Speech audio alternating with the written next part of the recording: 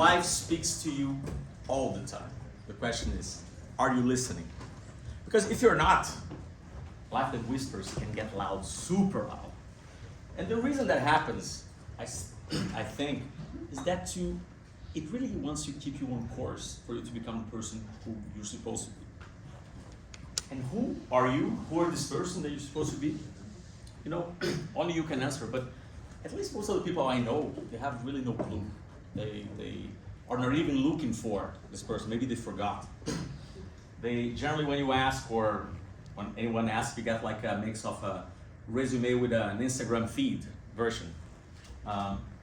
Which, myself, you know, like if you ask me like for this version, you know, like people would say, oh yeah, Marcelo is the founder of hashtags. You know, like the guy behind the first crypto ETF ever done. You know, they'll say Marcelo is the crypto index guy, the largest crypto index in the world. Some people would say he's a very successful, you know, like angel investors, hundreds of companies, you know, like in his portfolio, yeah, a reasonable number of unicorns. Some people will say he's the lucky guy who was born in one of the most beautiful cities in the planet. You know, like that used to party a lot and through this crazy 742 people wedding. And eventually became, you know, like a respectful family man. You know, like with wife, you know, like the father of Mary D. and Antonio. And maybe some people will remember me from my last company, Analyst, which was founded here at GSB. Or from the Oracle Times. You know, like this guy that won all possible awards that were like from top of global sales. Or even, like 30 years back, I was this teenage actor that did the famous play, the most watched play of Brazil in 1993. Or even that lunatic that took Ray Dalio himself to Burning Man. You know, like, does this define me really? You know, like, is that who I am? Sure, it's part of me. And pretty proud of it. It's pretty cool, but you know, that disconsidered completely, ignores completely all the nuances, you know, like all this journey full of ups and downs, failure, fears, and all this collection of moments that actually build who you are. That, by the way, is not even necessarily who you're supposed to be. So here in Stanford, like 15 years ago, when I was crashing a class that some of you know as touchy-feely, I learned that that the game of life is to maximize meaningful relationships. And what they teach there is the way to do this is for you to actually be able to share or to present yourself with vulnerability.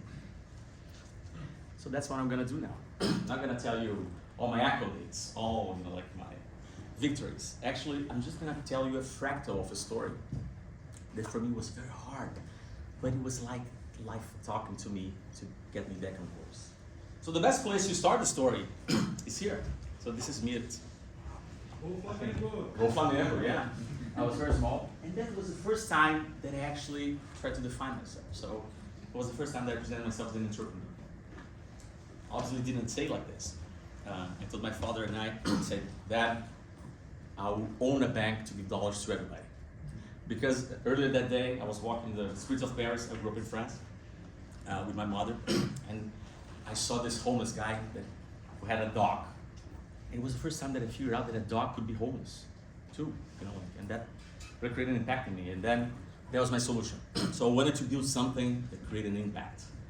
Of course, this guy grew up and he wanted to be many things. So I wanted to be an actor. So that one happened. When I had to decide 2 years later to either work full-time professionally as an actor or go back to school, I decided going back to school, and I became very fond of the idea of becoming an astronaut. I'm still working on this one, but you know, but I really tried hard. When I was at college, you know, like I read all the books like Warren Buffett, Ben Graham, and I became obsessed with this idea of investing. And not because of the money only. I mean, money's great, get me right, but it was really this notion of having an idea that you could grow into a thesis, and you could apply that in the market and get the instant feedback. Are you right or wrong? You would know the truth, you know, like, and I love that idea. But the truth is, the entrepreneur thing, it was the one that kept coming over time, different projects, different moments. And exactly because I knew that, you're like, come on, that was pretty clear. Then I became an executive. nothing to do with entrepreneurship. Like, I went to work for Microsoft.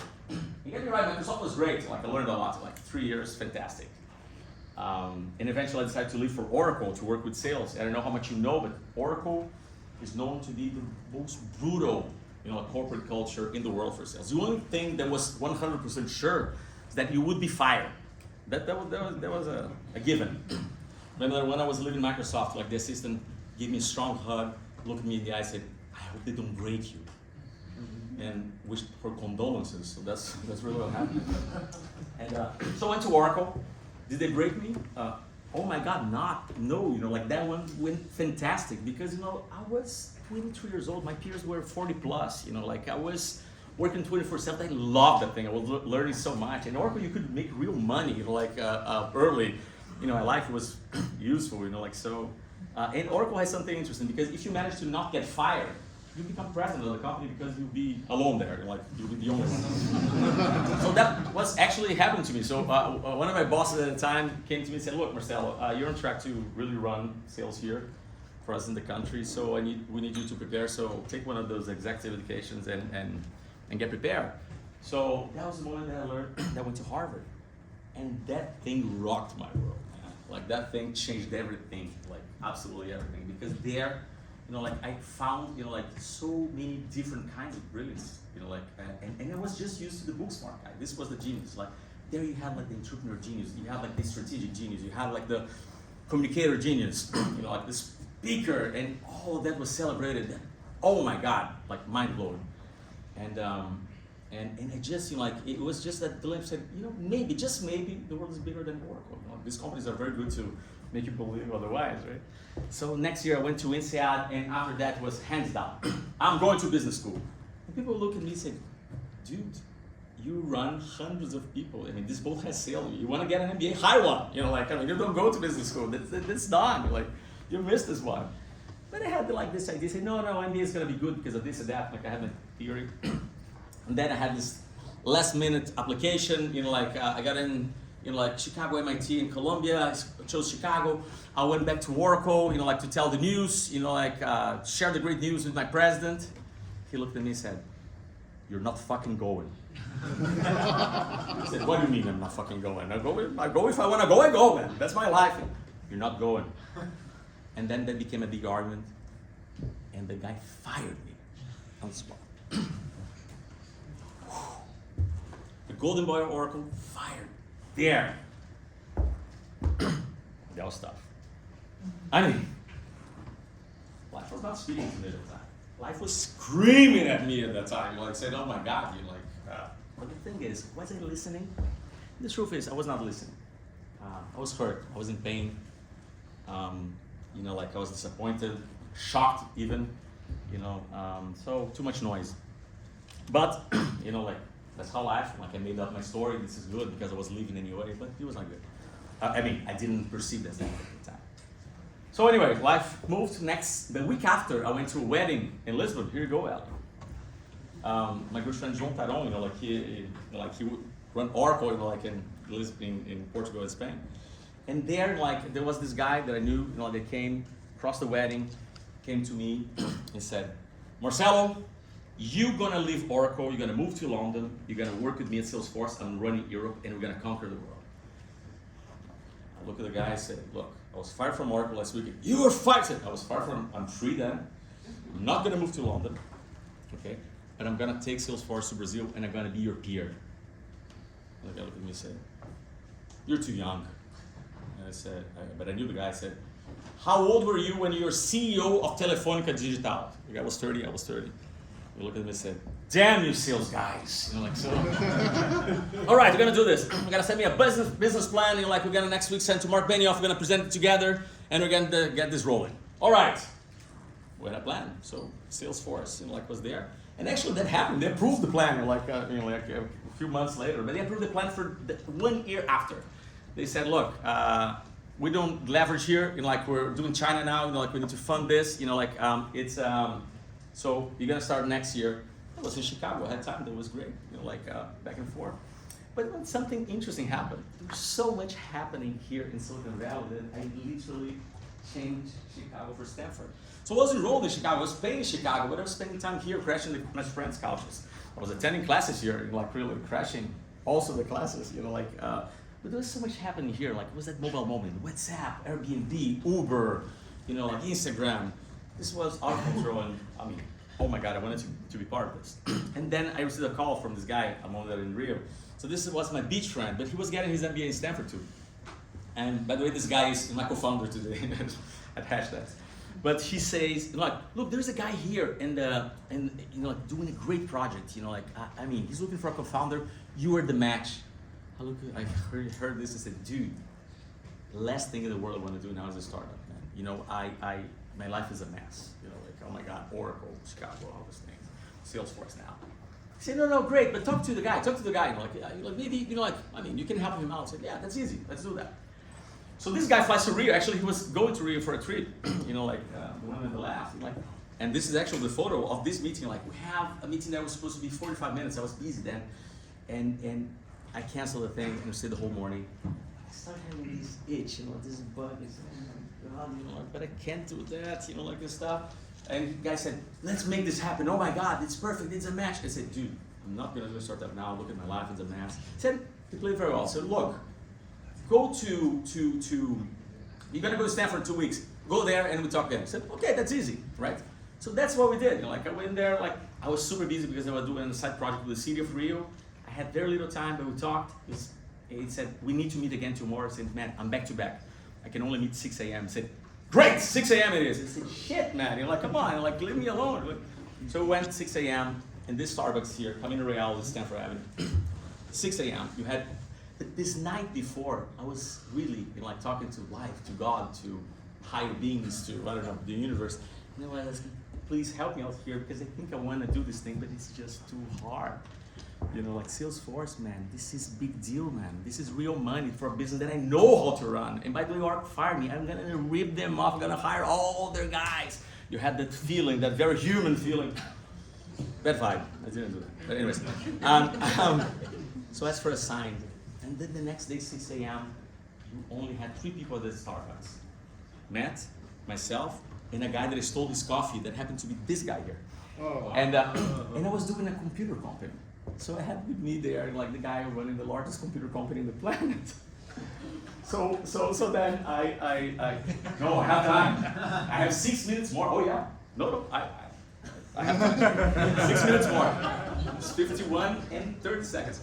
So this guy there, he was there, and we met every day for 2 weeks at 6 a.m. and he was there every single day. Life was speaking to me at the time. I mean, that was for sure. Was I listening back then? Hell yeah, I was listening. I was paying attention, And, but the problem is, it was just too hard, guys. I had left Oracle in terrible conditions to go to this crazy MBA. Now it's not the MBA, and I become a genius. Oh my God, what a move. The guy is playing 4D chess. He's coming back Salesforce. And now it's a startup with no funding, no office, nobody. And by the way, I have another variable that was having my first kid in 45 days. Actually she came to Stanford very early on, and she came to Stanford again because she's there.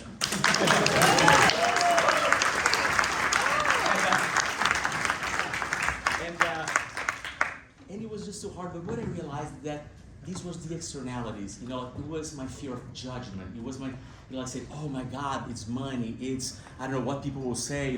Am I inconsistent? It's not Oracle. It's not Chicago. It's not everything.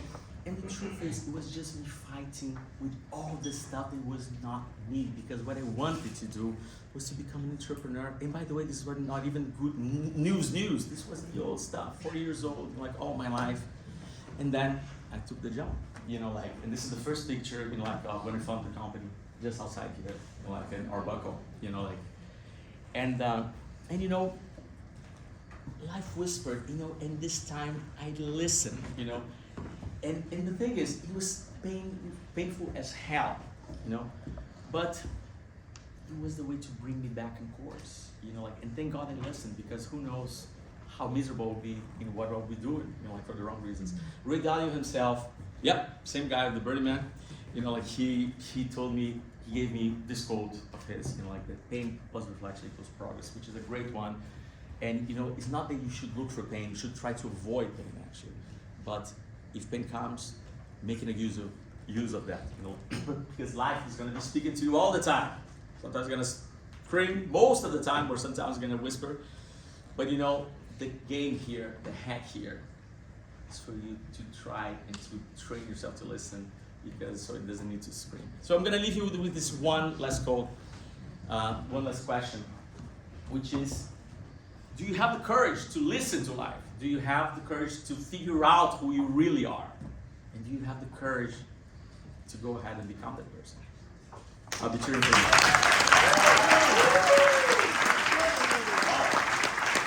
And one more thing.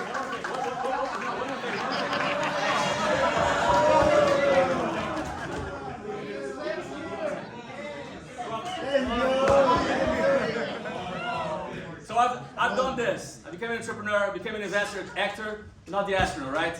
Well, in 2009 there was this project, I was one of the first to sign up, and actually next year I'm becoming an astronaut. So